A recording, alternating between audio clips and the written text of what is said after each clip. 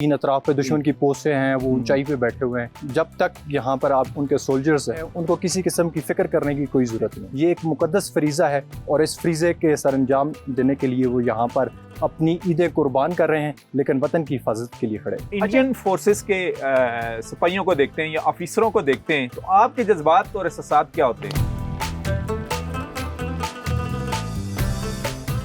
ये जो रखवाले हैं ये पोस्ट के ऊपर रात को भी ड्यूटी दे रहे हैं और अपनी फैमिली और अपने बच्चों से दूर इस वक्त मौजूद हैं। इसी एक हार्ड पोस्ट के ऊपर मैं हूँ इस वक्त सेक्टर लीपा में और हमारे साथ यंग ऑफिसर मौजूद हैं, उनसे हम बात करेंगे। जी नाम बताइएगा अपना।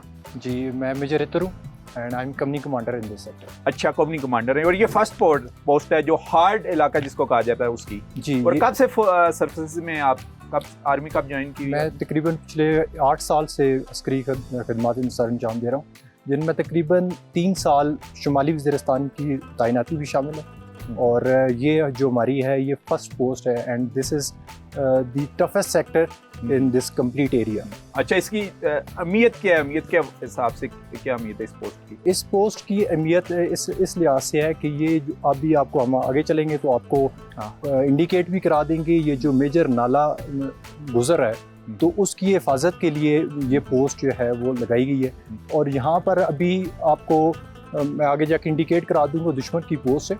दुश्मन की यहाँ पर 3 अतराफ पे दुश्मन की पोस्ट है और वो हाइट्स के ऊंचाई के ऊपर मौजूद हैं, तो जिसकी वजह से इस सेक्टर में थ्रेट के लिहाज से ये बहुत ज़्यादा इसमें थ्रेट जो है ना। अच्छा, मुश्किलात क्या क्या हैं? आबादी हमारी कितनी दूर है इन पोस्ट से और लोगों की मुश्किलात, और जैसे आपके आम फोर्सेस के जो लोग हैं उनकी मुश्किलात क्या क्या हैं?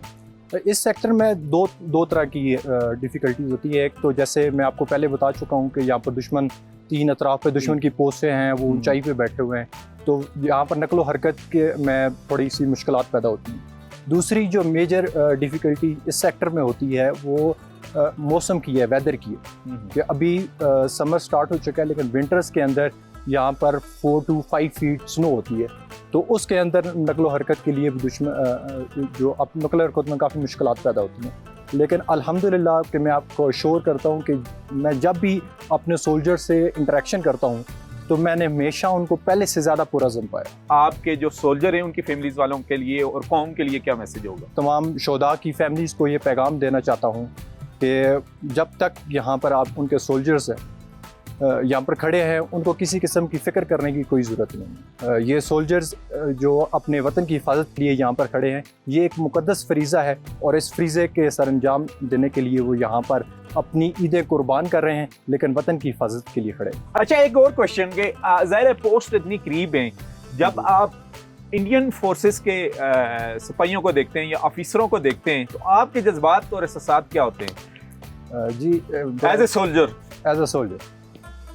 ए सोल्जर यहाँ पर हमारी कुछ पोस्ट ऐसे भी हैं कि जो 80 से 100 मीटर के डिस्टेंस के ऊपर दुश्मन की पोस्ट होते हैं। जी जी। जब हम मोर्चों में खड़े होते हैं अपने सोल्जर से आई बाल टू आई बाल हम खड़े होते हैं, तो उस टाइम का जो जज्बा होता है और हरारत होती है उसको मैं अपने अल्फाज में बयान नहीं कर सकता।